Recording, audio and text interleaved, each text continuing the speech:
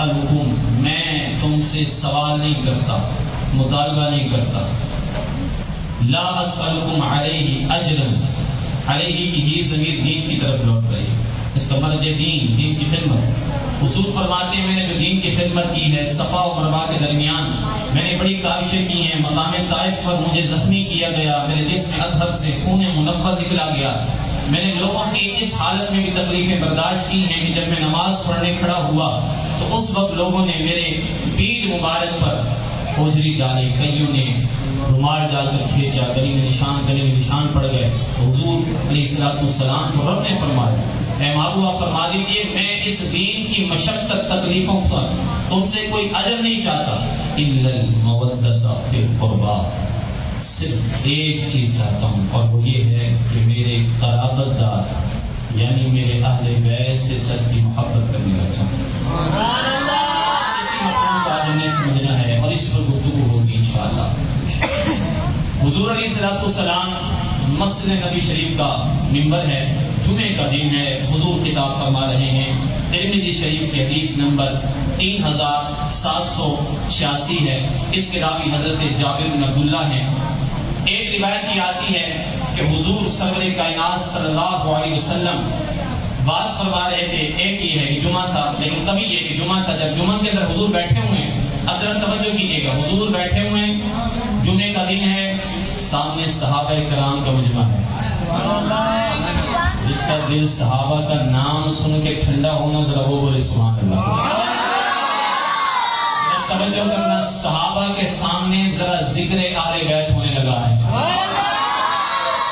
ذرا امیجن کریں، ذرا تصور کریں، آج مجھ جیسے نالائق توہین کو ممبر پر بٹھا دیا گیا ہے، علماء موجود ہیں اور آپ مسجد کے اس خوبصورت صحن میں، اس خوبصورت جگہ میں، دنیا میں عظیم ترین جگہ میں، اللہ کے گھر میں باوضو ہو کر بیٹھے ہیں اور یہاں میں ذکر آل بیت کر رہا ہوں اور آپ سن رہے ہیں.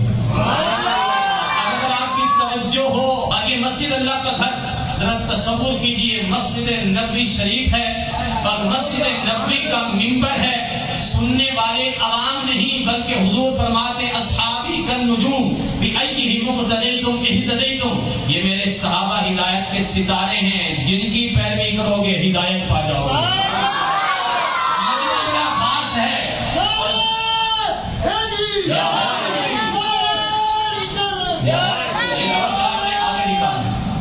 یہ جو سوال کرتے ہیں آگے دکھانا. مسجد نبی شریف ہے، منبر رسول ہے، خطیب اعظم خاتم النبیین رسول اللہ کی ذات ہے، سامنے بیٹھنے والے صحابہ کی نفوس قدسیاں ہیں اور ذکر ہو رہا ہے اہل بیت کا. جو حدیث کیا ہے، حضور کا ارشاد فرما رہے، خطبہ فرما رہے اور حضور واعظ کرتے کرتے نا اپنے منبر سے، ذرا توجہ میری طرف کیجیے گا، ذرا منبر سے ایسے کھڑے ہوئے خطاب ہو رہا ہے اور خطاب بھی اس کا ہو رہا ہے جو تمام انبیاء کے سردار ہیں. سرکار باز فرما رہے ہیں، باز فرماتے فرماتے سرکار کھڑے ہوئے. صحابہ نے کہا ایسا کون سا بندہ آ گیا ہے کہ جس کے حضور کھڑے ہو گئے. راوی کہتے حضور کھڑے ہوئے ممبر سے اتر کر چل دیے. دیکھا کہ چل دیے، کہاں چل دیے؟ صحابہ کوئی ادھر سے کھڑا ہو گیا، کوئی ادھر سے کھڑا ہو گیا. حضور تشریف لے جا رہے ہیں، راستہ بن گیا درمیان میں.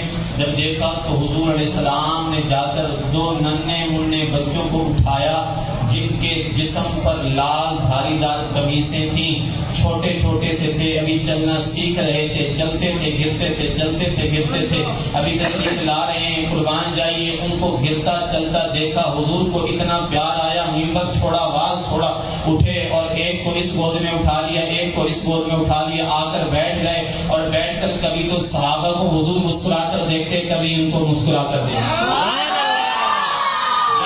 شان بچوں کی حضور منبر چھوڑ کر تشریف لے گئے ہیں، حضور سرور کائنات اپنے آواز چھوڑ کر جا رہے ہیں.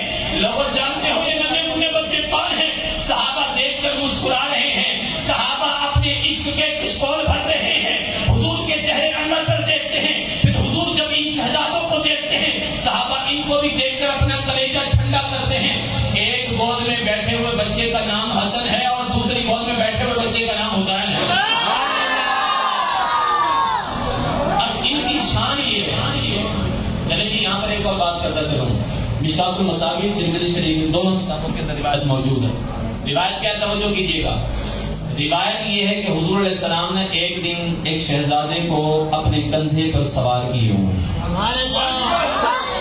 یارو وہ بچہ بھی تو بڑا خوش نصیب ہوگا کہ جو حضور کے کندھوں پر سوار ہوگا.